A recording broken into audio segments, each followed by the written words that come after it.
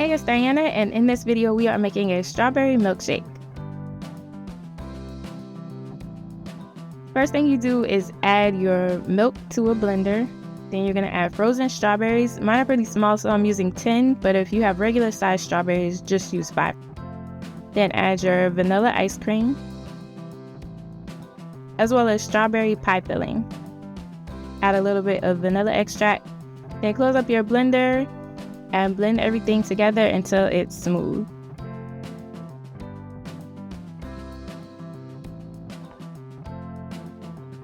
It should be nice and thick and creamy.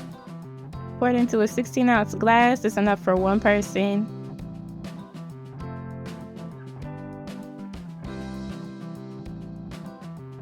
And you're all done.